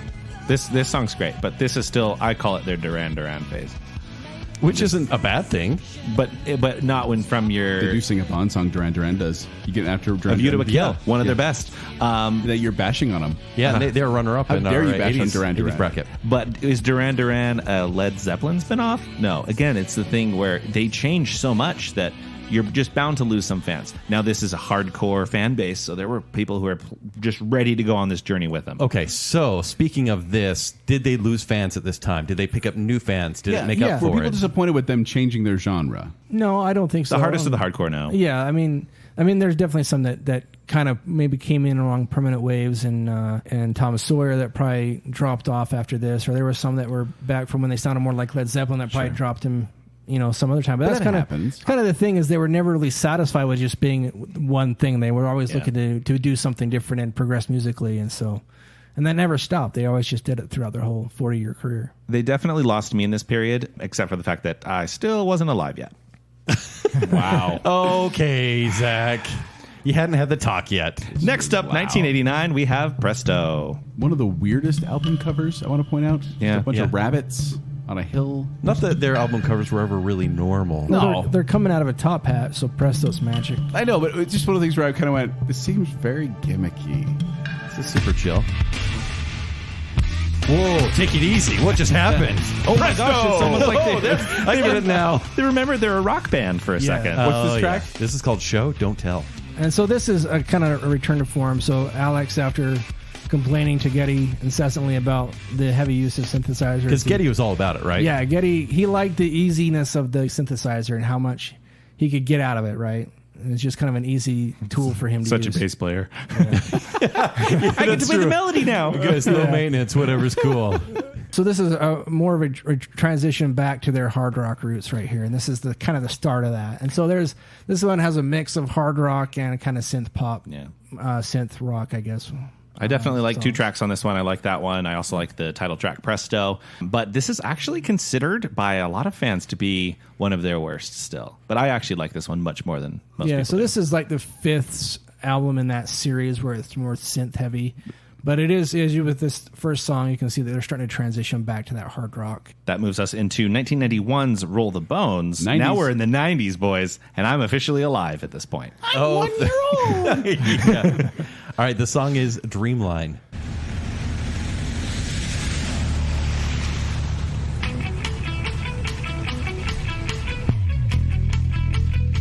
Okay.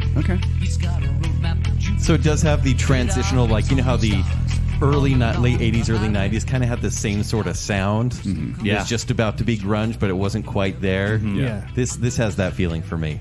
Yeah, you can kind of see that they kind of definitely borrowed a lot from other genres that were kind of popular at the time, and so it's kind of interesting to watch them move as music moves, right? So, you know, not that in 91 I was in junior high, but I remember being in junior high and seeing some kid wear an oversized Rush t-shirt. It was a concert t-shirt, and it was Rush Roll the Bones. I remember it and it was weird because I never knew who Rush was, and I thought, Rush seems like a copycat of Bush. Like they're totally still in the name Bush. Slap that's his funny. Face. Zach, you're going to slap me? Slap him. Over here. So I'll be honest, at the time, when I was a kid, I actually thought the same thing before I had discovered Rush. I was like, Bush? Do you think Bush made a conscious effort to like have Be their name look like semi-similar. Rush? Probably did, because Bush is a terrible name for a band. it is. My experience in high school, so when I was in high school, I didn't really know the term hipster, but I didn't want to be trendy. Yeah. So I had all the guys in high school. They were the trendy people. I didn't want to be that, so I started listening to classic rock. That was my way to not be trendy, was to listen to stuff that was popular decades ago, right? So your way to not be trendy was to be trendy, but 10 years before that. So be old time trendy. Yeah, old time trendy. Okay. Yeah. So Well, it's funny. I didn't quite get how to do it, I guess. It's funny you say that, because if I knew who Rush was back in high school, they would have been my favorite band up until now, because I've always wanted to be that hipster. Yeah. And this seems like the perfect My band girlfriend and my for favorite that. band are in Canada. Both of them. They're in Canada. you guys haven't seen him yet. It's fine. But Yeah, they exist. Every time somebody asked me who my favorite band was and I tell them Rush, then I could go 1, 2, 3. You mean Bush? No, Rush. And I get so mad.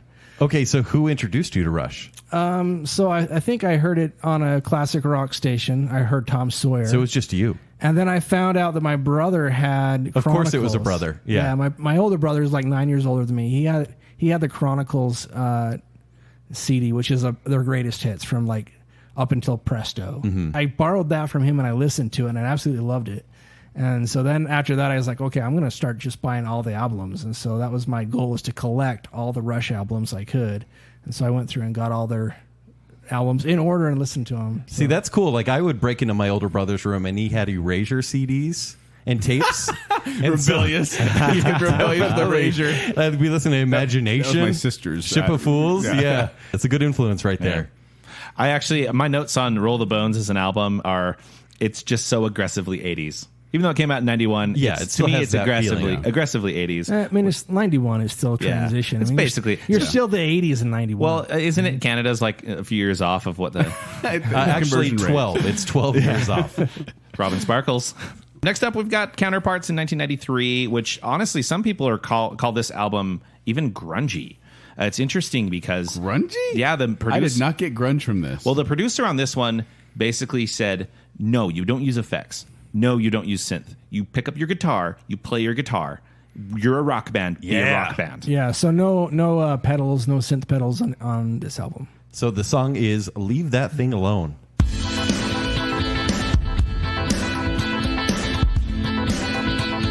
This is an instrumental that I love. And it's instrumental.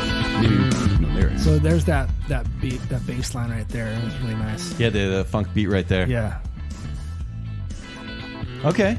Yeah, So- it's definitely a heavy feature of Geddy Lee on the bass for sure. And probably the song that's the most grunge on that is a song called "Stick It Out," and that's got some really heavy grunge influence on that song. It feels like it hasn't quite caught up to the 90s yet, though. Yeah, I mean that song. But it's just Rush. Rush has never really belonged anywhere. And that's kind of a return back to instrumental songs. Like every album used to have an instrumental song, and I don't think that those four, from Signals down to Presto, so I guess 5, had an instrumental only song, and that one there is instrumental only on that album. And it's one of your personal favorites on the album. Yeah, I like that one. Yeah. Okay. I mean, I like a lot of the songs on that album, so. Yeah, this is where it gets back. And I, especially when I went through my re-listen, I totally tune out for like 4 albums. And Counterparts was the first one that definitely got me back listening, back paying attention, back focusing on Rush the way that the earlier albums did. So after that is Test for Echo. And this is the first tour that I attended. So they toured from 96 to 97. And I went in 97, May of 97 was my first Rush show that I went to. All right, and the song is Driven. Here we go. This is 90s. Is this Tool? I was going to say, this is very nice. Are we sober? That song is my favorite on the album, particularly because of that bass solo that he does. This is critically considered their worst, really? I would say. And it's a fine album. It's interesting. I like it better than a lot of the previous ones, but overall, and especially if you factor in sort of the time and all of that, considered their worst album. Is it because it's the least proggy? Maybe. It almost seems like they're being faulted for what they were doing and being critically reviled for anyway. Yeah, well, it seems like they're growing and changing and trying new things, and people are faulting them for it, even though they may like it later on. Yeah. You know what I mean? Yeah. You know how at the Oscars there's the Lifetime Achievement Award for like Gary Oldman and stuff like that? I think it was that, but in reverse. Has he gotten Lifetime Achievement Award? No, but it feels that way. He got a Best sometimes. Actor eventually. But it's like, I don't like you and I've never liked you, so I'm not going to like you now. Yeah. And that was what I think, probably a culmination of it by this point. It's like, dude, we're tired of you. I don't know about that. And they were starting to space their albums out more. Like, this is years and years apart, right? So, like, they were getting older, too. Sure. Early on, they were doing they did the 2 albums in 1 year, then they do one every year, and then they went to every 2 years, and now they're like, after this point, I think it's like every 5. Yeah, this is 3 years. Right? Yeah, it was Test for Echo, though. Wasn't that their last one before Neil Peart? Yeah. Yeah. Starting a medical thing. Well, and it's interesting. Speaking of Neil Peart, before we go to the sad part, he actually, and they call him the professor. He's not only teaching people, putting on his clinic, but he's also constantly learning. He actually relearned how to drum for this album. He was getting so precise and he's almost mechanical. He learned more fluidity with the way that he played instead of being so rigid to time. He sort of adapted the way he played, it's interesting. They said, we don't really notice it in hearing you. You still sound like Neil Peart, but when they played with him, they noticed a difference. Is it Peart or Peart? It's Peart, as in pull your ear. Peart. Sorry, I keep saying it wrong. Everyone does. So he actually said when he played the earlier songs of Rush, he'd have to kind of dumb it down for himself because he advanced so much as a drummer. And the songs became so much more complex. He'd have to go more simple.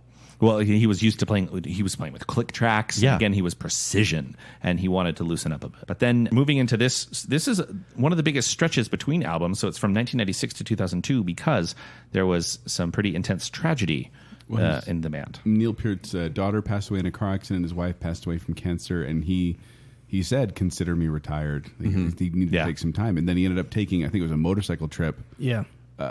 So 55,000 miles. 55,000. So he drove all across North America, up and down. Yeah, just trying to for about 5 years. Think of it like Forrest Gump running. Yeah. So for about 5 years, he just kind of disappeared, and then he just kind of he wrote a book about it called Ghostwriter, and there's a song on the next album called Ghostwriter that talk about his experience about riding this motorcycle across the country and just kind of trying to be like this nomad and doing his very best not to be recognized by anybody. So it's really telling of the love that these bandmates had for each other. Because you have Geddy and Alex, and for 5, nearly 6 years, they weren't making music. They weren't going on tour. They let him mourn. Yes, and they'd reach out to him when they could or when he wanted to. And they just said, okay, if you're retired, then we're retired. We're not going to get some backup drummer to take over during the concert. I think in this period, Alex and Geddy both released a solo album. Geddy's is called My Favorite Headache, and Alex's is called Victor. And I unfortunately don't have those albums, but I think we'll be okay. Yeah, I think Geddy's is better than, is it okay? than Alex's, yeah. So after this, there's a 5-year break. Neil says, no, I'm in again. I think I can do this again. And so they start to get together and they start to play. And he has to relearn a lot of what he's done, which he already had just barely relearned how to play again. So he has to get up the courage to continue playing after all of this tragedy. And eventually they end up back in the studio releasing 2002's Vapor Trails. All right, and the song is One Little Victory. Listen to that drum. That's a lot of double bass drum. He's coming back with a vengeance. Oh, yeah. Yeah, so this is like full return to form right here. It's interesting, though, and there's... and I won't get into it because it's super nerdy, but I'll just basically say... Oh, because this show hasn't been? It's even... there's a next level that I won't even bring here, but the production level of a lot of the albums, but specifically this one, is actually like really poor. They were made poorly and overly compressed and actually very difficult to listen to. So much so that this album was actually remixed and re-released in 2013. I was going to say, I listened to the remastered version. It's much better. Yeah, and you guys didn't get to experience. Should I listen to the other one? The bad version. Good luck finding it. It's terrible. It's like, because it's really aggressively compressed and the sound is just unpleasant to listen to, which luckily they have fixed, and the version you'd find on Spotify or Apple Music or whatever. Good to know. Is better. But during this time period, it is, and even after this, their next couple albums, I actually suffer from some of the same things. They're not the best produced albums, but this one, the remix version, which came out in 2013, definitely has some really cool songs on it, I think. It's interesting, though, because you also have on this, Neil is writing from this place of pain. He's writing from what he's experienced in his life. But for me, there's a little bit of a disconnect because then you turn around and it's Geddy Lee singing it. Yes. And it would be that's always a little bit of a disconnect when it comes to Rush. It's not the words coming from Geddy. Okay. Yeah. Well, I was going to ask. Did the other two? Did they ever sing? Does Neil Peart ever sing on an album? Or I just blanked on his name. Alex Lifeson. He sang backup, right? He kind of does a little bit, but I think when he does sing, I think it's like heavily mixed too, because I don't know like what the you sing hear talking kind of thing. Okay. But it's all Ged, as you guys say. And it's like if you Ged. can listen to Way to some go, Joel. songs, Thank you. you can listen to some songs where there's some harmony, and it's just Geddy Lee singing the harmony. So and then live, it's Yeah. Alex Lifeson singing Yeah. it. So Okay. yeah, it's mostly just all singing from Geddy Lee. I almost wish that it was Neil expressing somehow creatively that, and it does come through in his drumming, but not so much in the singing. So while seeing Rush in concert, you know how you generally focus on the lead singer, maybe playing the lead guitar, and that's kind of who you watch, unless you have a favorite in a particular band. Kent's looking at the cute girl 2 rows up. Yeah, that's so true. It's so Not true. at this concert. And do you think people mostly look at Neil Peart? Unless maybe Geddy's their favorite or Alex their favorite. Do you think people actually, for the first time ever, focus on the drummer and his playing? That's an interesting question. Follow up to that is, hey, Rush Nerd, who do you watch? I watched all three. I mean, Okay. there's different parts. I'm like, Who's like, your you favorite? know, Which Who's part your to focus on favorite? who? so that part, like when we were listening to Driven, when I went to that show, and he gets out there center stage and he plays that guitar solo. When he does it live, he does it a little bit longer, right, than it is on the studio album. A 70s band going really long on a guitar Crazy. solo? What? Yeah, but it's a bass solo, so it's kind of unusual. And then A bass guitar. what Neil has his own song. It takes different names over the years, but he's actually been nominated for a Grammy for that live performance that he did in Rio. And it's an 8-minute drum solo, like I said earlier, where he kind of takes you through the history of drumming, and he has a bunch of like sound clips with horns and things that he actually triggers with his drumming. So so at that point you're all focused on Neil. Yeah, And the then other guys bounce, drink some Metamucil while he plays. Yeah. Exactly. So, I mean, it's great. I mean, I think all three musicians are very accomplished. Alex appears like the Hot 100 for guitarist, but he's way low. But I think he's kind of underrated as a guitarist. But Well, because it wasn't like foundation from the drums, foundation from the bass, lead guitar goes and shows off. We're equal parts of each three, Yeah. and so he didn't really get the opportunity to shine so much because you had such forward and aggressive bass, and you had so many cymbals being hit all at the same time. We haven't really talked about Neil Peart's drum set is encircling him. like It is 80% enormous. cymbals. It is all of these all these different drums and all these different cymbal sounds He are basically constantly sits on one of those happening. spinning bar stools and he just goes around to all Yeah, of them. and Ryan's talking about this drum solo that he does in different movements of this this 10-minute song that he makes, his drum set literally spins around him. He stands up, it spins. He's at the electronic part of his set. Then he's at the bells. It is a sight to behold. Definitely watch it. There's many videos. We are now moving, though, into my first tour that I got to see, which is 2007 Snakes and Arrows. 17-year-old Zack gets to go to his first Rush show. With your dad? No, just me. What? Just me. After the whole thing with your dad, like, I know, right? Tom Sawyer didn't even take you to a concert. It was so strange. Wow. Well, my friend was like, "Hey, I have tickets. Want to go?" And I was like, "Oh yeah." I listened to one album at that point. I actually wasn't versed on Rush, and so I go to this concert. I had heard one album. I like 4 songs. I was like, "Whoa, they don't. We haven't really talked. They don't have an opening act anymore. Like by this point, really? They are. Because no one cares. They have such a catalog. They are seriously. It's How long do they play? 3 hours. 3 hours. What a with great an intermission show. of Wait, just they only play 4 songs? Absolutely. Yes, exactly. So this is the tour that exposed me to the rest of their catalog. So there was this new album coming out in their tour, but then I got to hear a bunch of stuff that I hadn't, and I was like a super fan after that. All right, so the song Ryan chose was Malignant Narcissism. Great choice. It's a fun story behind this one. Does Flea play bass on this one? No, Geddy. I mean, you can kind of hear Red Hot it. Chili Peppers, definitely there. Oh, I dig that. Would you like to know why?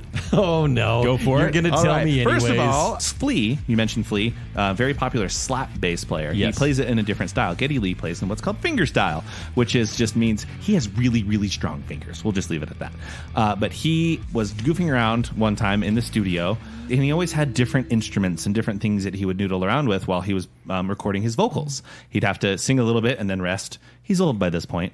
Well, one day he had a fretless bass. So you've seen bass guitars, they have little metal lines, and that helps them play more cleanly and in tune. Well, he was playing with a fretless bass, so it's just kind of smooth, looking more like a cello or something like that.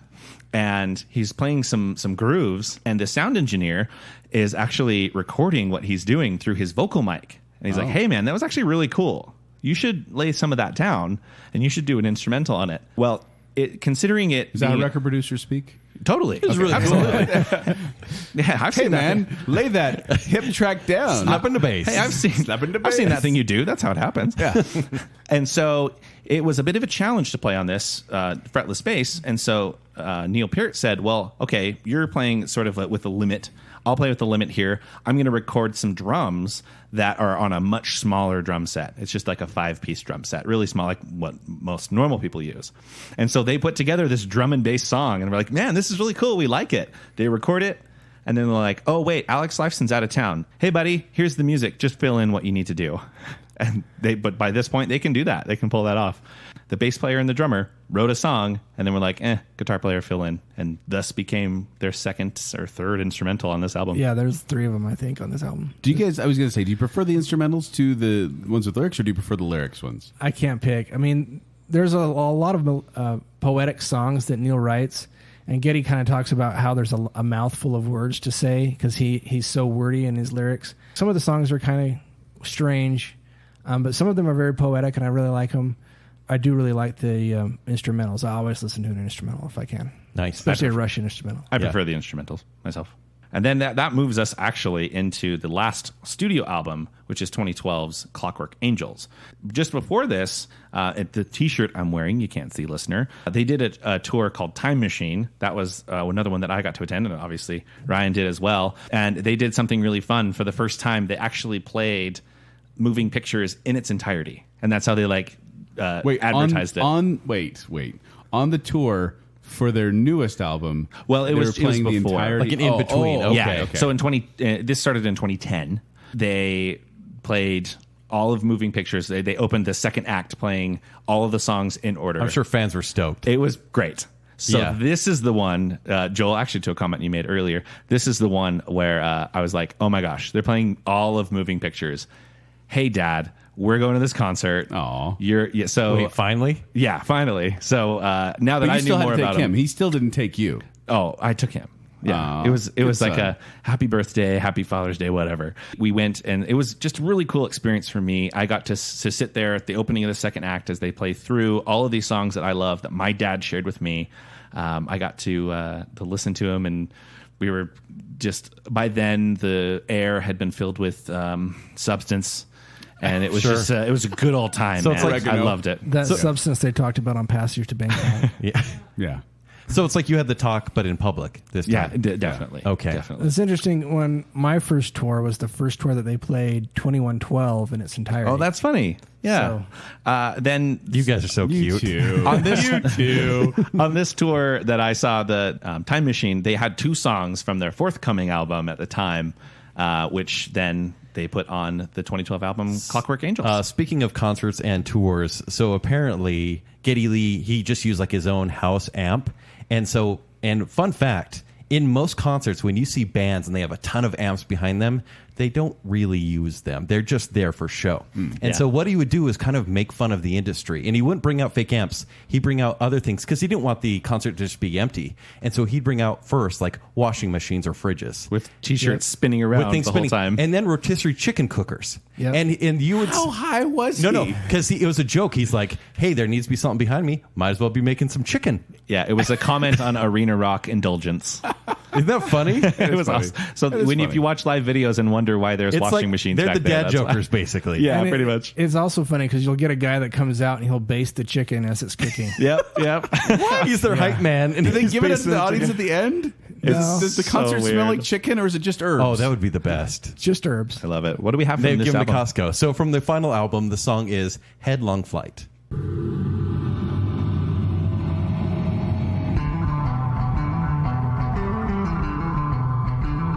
So Joel, much like you, I mean, I did finish a couple hours after you, but I listened to Clockwork Angels. Actually, on my way back here to record. You did all 19 too? Yeah, I did. Hey. Yeah. You were my inspiration. Aw. And That's Chicago. Different show.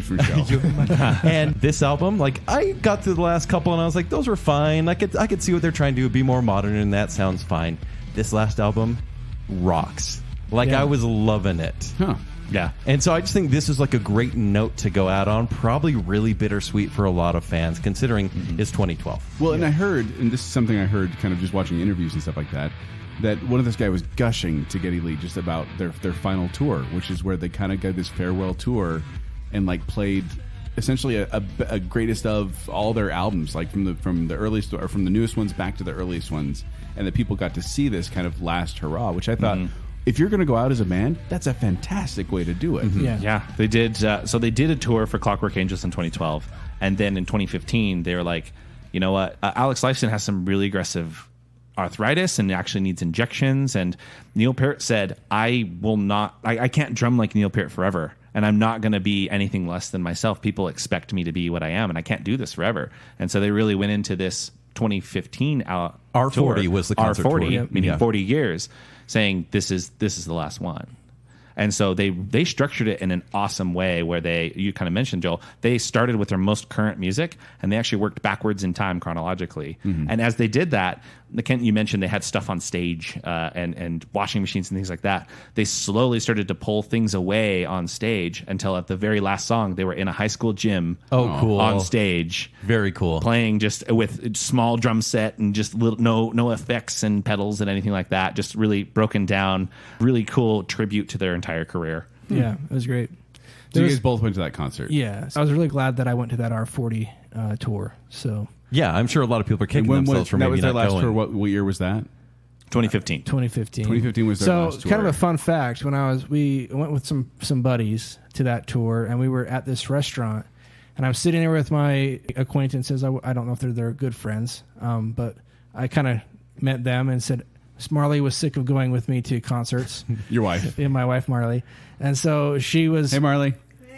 So Oh, she's here. when she. Marley, I'm disappointed in the lack of snarky comments on this show. Sorry, you're all going long. I didn't like There it is. We're all going along. So we bored her.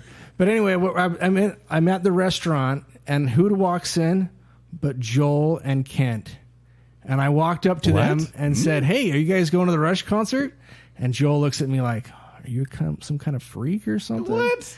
But no, you guys were going to go see Ant-Man, I think, was the... Wait, we saw, because it came out 2015, we saw Yeah. Ant-Man instead Yeah. of seeing Rush's final concert. Yeah. Good job, Granted, we guys. didn't even know who they were, really. But wow. Yeah, we were like, Bush?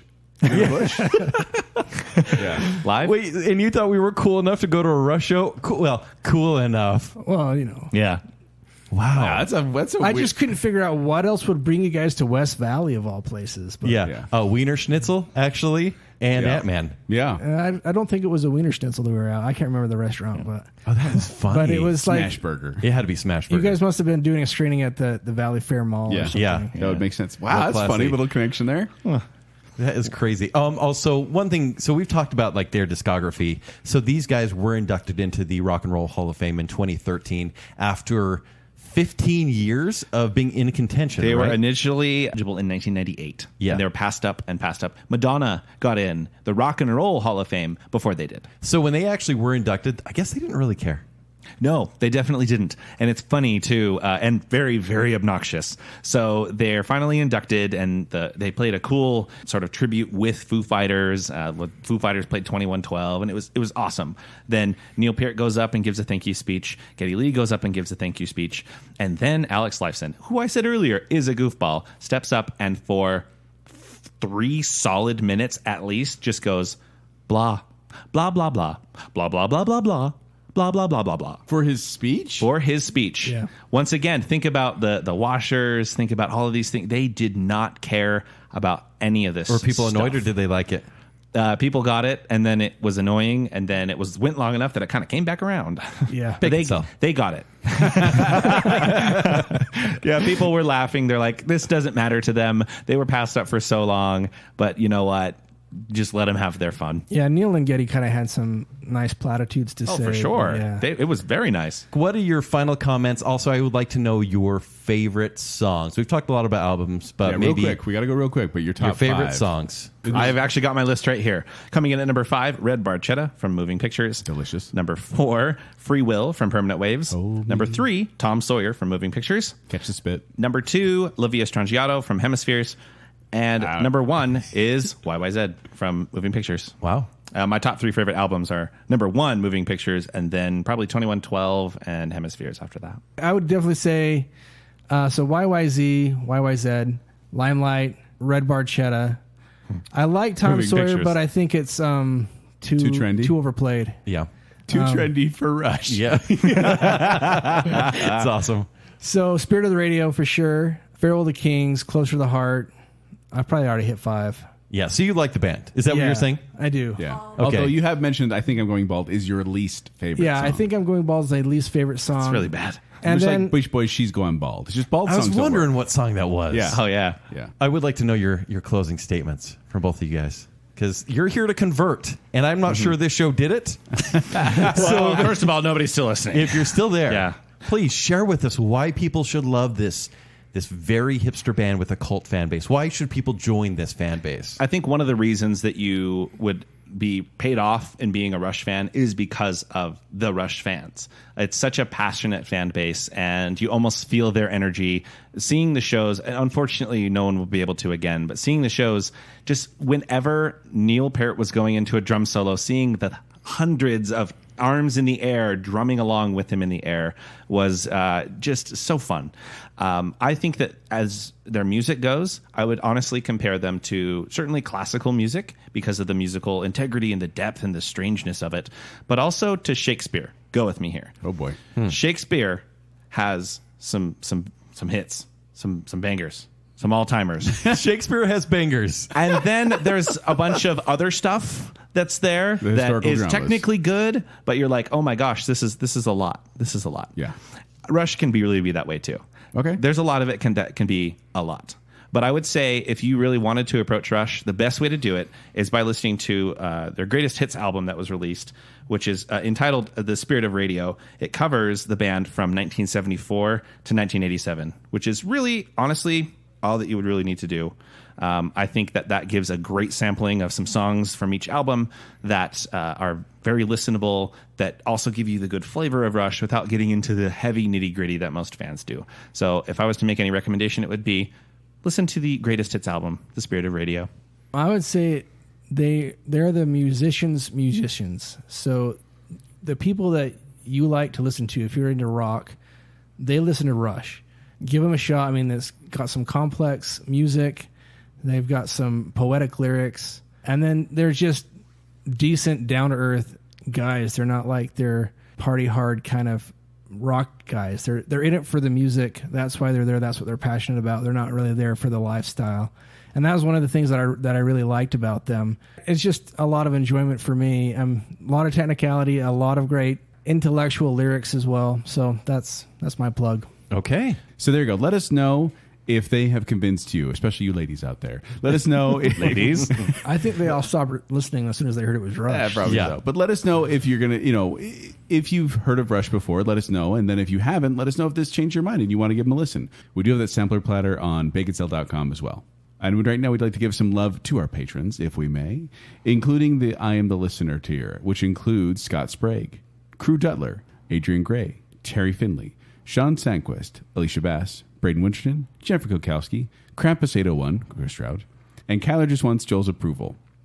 We also have our Bacon Council, which includes Matt Smudro, Brian Madsen, Jessica Terry, Nicole D. Hale, Chris Anderson, Stephen Ross, Reverse Listener, and Ryan Farron. Yeah! Ryan, thank you for being here, and thank you for exposing us to the world of Rush. Thanks for letting me come on and talk about all the weird things I like. It's what we do. Yeah. I look forward to seeing what, I was kind of surprised by a Rush show, so I look forward to seeing what else comes out of your mind. But if you want to find me, you can find me at 76Joel on Twitter, or you can find me performing with Quickwits. They perform every Saturday night, right now online for free. For more details, go to qwcomedy.com or go to the Quickwits Facebook page. If you want to find me on Twitter or Instagram, it's at Kenny3DD. If you want to read my upcoming movie reviews for 2021, it's ShowtimeShowdown.com. If you want to connect with me, you can do so on Twitter and Instagram at Tumbling Mustard. But more importantly, make sure you're following Baconsale on your social media. Give the Facebook page a like, and also follow on Twitter and Instagram at Baconsale. While you're doing that, head over to tpublic.com/Baconsale. Get yourself a t-shirt or a mug or a pillow or a sticker, something. I hope we get some art from this show. With a cool new design, for sure. Yes, for sure. Awesome. And then also, if you're liking what's going on and you want to support the show, you can go to patreon.com/Baconsale. You can actually support. Monthly support starts at just $3 a month. You can get cool bonuses, benefits, and fun things, including our weekly Bacon Bits, which are very Don't random. promise weekly. Oh, they're weekly. I will make sure. They have been. Anyway, thank you so much, patrons. We appreciate you. And thank you, Ryan. Thank you, Marley. You're welcome. So until next time, catch the spit. No.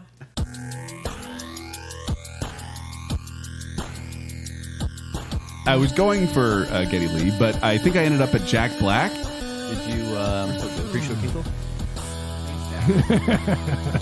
Before we leave? We'd like to apologize, if they've even made it this far, to the women who listen to Baconsale. It's going to get quiet and awkward. When we started out, our fan base was 100% male, and now our fan base is 100% male. We're book Rush smart. We're not street Rush smart. So We they're- don't spotlight Canadian bands on Baconsale. Rush, Rush, keep it down now.